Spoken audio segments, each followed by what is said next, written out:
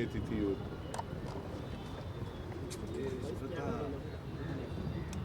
ಅವರು ಈ ದೇಶದ ಸ್ವಾತಂತ್ರ್ಯ ಬಂದ ಮೇಲೆ ಮೊದಲನೇ ಪ್ರಧಾನಿಯಾಗಿದ್ದರು. ಸುಮಾರು 17 ವರ್ಷಗಳ ಕಾಲ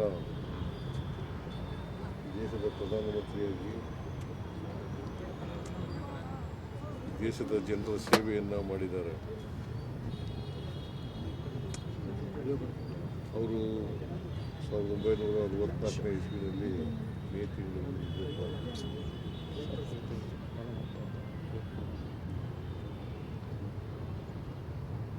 ಅವರ ಪುಣ್ಯತಿಥಿಯನ್ನು ದೇಶಾದ್ಯಂತ ಆಚರಣೆ ಮಾಡ್ತಾ ಇದ್ದೀವಿ. ವಿಶೇಷವಾಗಿ ಕಾಂಗ್ರೆಸ್ ಪಕ್ಷ ಆಚರಣೆ ಮಾಡ್ತಾರೆ. ಮತ್ತು ನಮ್ಮ ಸರ್ಕಾರನೂ ಕೂಡ ಅವರಿಗೆ ಗೌರವ ಸಲ್ಲಿಸ್ತಕ್ಕಂಥ ಕೆಲಸವನ್ನು ಮಾಡ್ತಾ ಇದ್ದೀವಿ. ಆಧುನಿಕ ಭಾರತದ ನಿರ್ಮಾಣದಲ್ಲಿ ನೆಹರೂರವರ ಪಾತ್ರ ಭಾಳ ದೊಡ್ಡದು ಅಂತಕ್ಕಂಥ ಮಾತುಗಳನ್ನು ಈ ಸಂದರ್ಭದಲ್ಲಿ ಹೇಳಬೇಕಾಗ್ತದೆ. ಅವರು ಸೋಷಲಿಸ್ಟ್ ಮತ್ತು ಕ್ಯಾಪಿಟಲಿಸ್ಟ್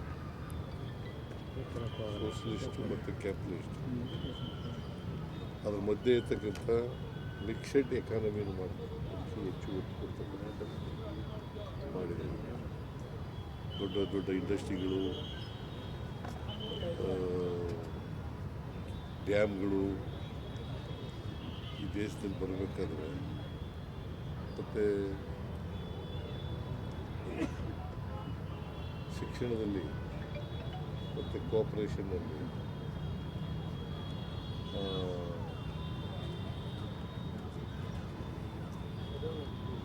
ಸೈಂಟಿಫಿಕ್ ಮನೋಭಾವ ಬೆಳೀಲಿಕ್ಕೆ, ಇವತ್ತು ಇಡೀ ದೇಶದಲ್ಲಿ ಸೈಂಟಿಫಿಕ್ ಮನೋಭಾವ ಬೆಳೀಲಿಕ್ಕೆ ನೆಹರೂರವರು ಕಾರಣ ಅಂತಕ್ಕಂಥ ಮಾತುಗಳನ್ನು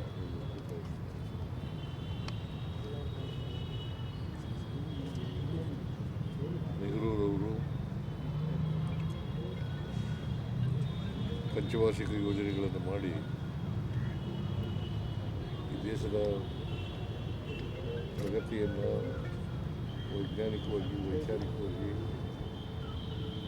ಬೆಳೆಸ್ತಕ್ಕಂಥ ಪ್ರಯತ್ನವನ್ನು 17 ವರ್ಷಗಳ ಕಾಲ ಮಾಡಿದರು. ಅವರು ನಮ್ಮನ್ನು ಆಗಲಿ ಈಗಾಗಲೇ ಸುಮಾರು 62 ವರ್ಷಗಳಾಗಿ ಬಂದಿದೆ. ಅವರನ್ನು ಸ್ಮರಿಸ್ಕೊಳ್ತಕ್ಕಂಥ ಕೆಲಸ ಮಾಡ್ತೀವಿ.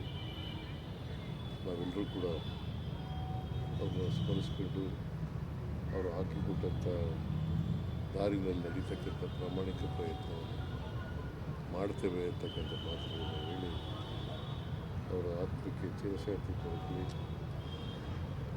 ಅವರು ಯಾವಾಗಲೂ ನಮಗೆ ಅವರ ಆದರ್ಶಗಳು ಮೇಲ್ಪಂಕ್ತಿಯಲ್ಲಿ ಸರ್. ದೆಹಲಿಗೆ ಹೋಗಿದ್ರಿ ಸರ್, ಹೈಕಮಾಂಡ್ ಜೊತೆಲಿ ಏನಾದರೂ ಚರ್ಚೆ ಆಯಿತಾ? ಹೇಗೆ ಏನಾದರೂ ಮಾತುಕತೆ? ನಾಳೆ ಮಾತಾಡ್ತೀವಿ.